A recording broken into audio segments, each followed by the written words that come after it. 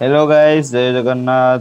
आपण ପାଇଁ ଗୋଟେ ଖୁସି ଖबर ନେଇ ଆସିଛି ଯେ ଆପଣ ଯଦି ସିଏम କିଷାନ ର ହିତାଧିକାରୀ ହେଇଥିବେ ଆପଣ ପାଇଁ ଗୋଟେ ବଡ଼ ଖୁସି ଖबर ଆସୁଛି। କ'ଣ ନା ଆପଣଙ୍କ ଆକାଉଣ୍ଟରେ ଯଥାଶୀଘ୍ର ପେମେଣ୍ଟ जोटा कि रहा नेक्स्ट किस्ती सीएम किसान ताहा क्रेडिट होबाकू जाउची। केमिति क्रेडिट हम को केबे क्रेडिट हम आउ कौन करबे को पड़िबो आ जो माने न्यू यूजर केबे अप्लाई करिवे कौन करिवे से विषय रे फुल डिटेल्स मैं आपको ए वीडियो माध्यम रे जणाबी। वीडियो टू जमार स्किप करंतुनी, वीडियो टी आरंभ रु शेष पर्यंत निहाती भाबरे देखंतु जा फल रे आपन किछि ना किछि हेल्प हेजो। जदि आपण जणे सीएम किसान हिताधिकारी हेथिबे आपनको पेमेंट ए मार्च मास सुधा आपनको अकाउंट रे क्रेडिटेड हेबो।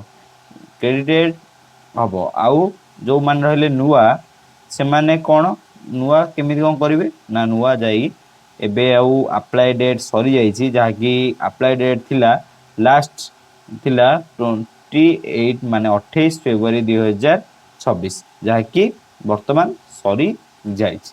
आउ यथाशीघ्र यही किस्ती पर आपन पेमेंट मिलवा जाऊँगी तापर आपण से कौन करेंगे ना अप्लाई करेंगे। ये किस्ती पर तार साइड अप्लाई होगा जाऊँगी जो मैंने इच्छुक अच्छा अप्लाई करने को हिताधिकारी अप्लाई करना जदि योजना बनौछे आप अप्लाई करने निहाती नेक्स्ट थर पोर्टाल ओपन हेल्ले आप अप्लाई करे। आउ गोटे कथा रहा जो मैंने 28 फेब्रुआरी 2026 रे शेष पंजीकरण कर किस्ती मिल जापे कारण तांकर अप्रूव पर आपण पेमेंट फास्ट करी आपण अकाउंट मान को ट्रांसफर हम। ओके, पेमेंट आपण अकाउंट को आसीबो। जो माने नुआ हिताधिकारी भी एथरक पेमेंट मिलियार संभावना बहुत मात्रा रे अछि ताहा अप्रूव सरले। ओके, समस्त को भी मिली पारे एकाथरे।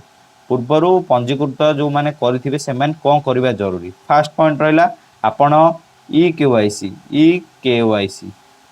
केवाईसी केमिति करिवे आउ आपणकर सीएम किसान डी ई केवाईसी अच्छी कि नाई केमिति जानिबे ताहा फुल डिटेल्स म आपनको एथिरे जणाइबी। देखंतु आपण केमिति चेक करिबारे ना एडी सीएम किसान पोर्टल को जिबे गूगल रे सर्च करिवे सीएम किसान सर्च कर सला परे आपण एमती किसी ऑफिशियल वेबसाइट आसीबो। आपण प्रथम क्लिक रे आसीबे सेटिकी आसला परे तळकू स्क्रॉल करिवे। स्क्रॉल कला परे एठी रहला पूर्वरु पंजीकृत आपण निज मोबाइल माध्यम रे एठी पूर्वरु जो पंजीकृत अछि स्थिति जांच करंतु तापरे क्लिक करनेबे। स्थिति जांच ऊपर क्लिक कर सला परे आपण को चेक स्टेटस आसीबो। ई क्वेश्चन स्थिति के जांच करिवे आपण को एठी आधार टोकन नंबर दबा पड़िबो। ओके, तापरे एठी तळकू स्क्रॉल कले क्राप्चा कोड टी दबा पड़िबो। क्राप्चा कोड टी एठी फास्ट आपण कोन करंतु निजर आधार कार्ड नंबर टी एठी दे दियंतु। तापरे एठी तळ लिखाइ द क्राप्चा कोड टी को फिलअप कर नियंतु।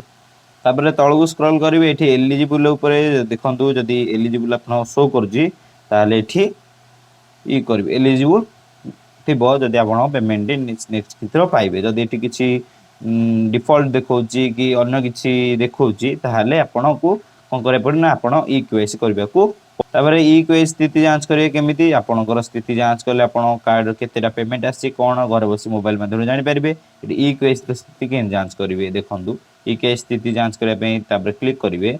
तापर एठी सिंपली आपणकर एप्लिकेंट का आधार नंबर टी देबे मान निजर आधार कार्ड नंबर टी देबे 12 डिजिट आधार कार्ड नंबर टी एठी क्राप्चा टी को एंटर करिवे। तळगु थिबो क्राप्चा टी को एठी एंटर करिवे।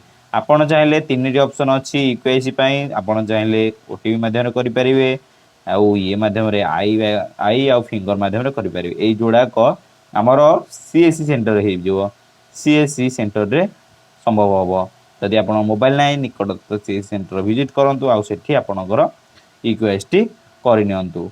ओके, आउ एठी ओटीपी माध्यम रे मध्ये आपण जाई कि ई केवाईसी करि परिवे।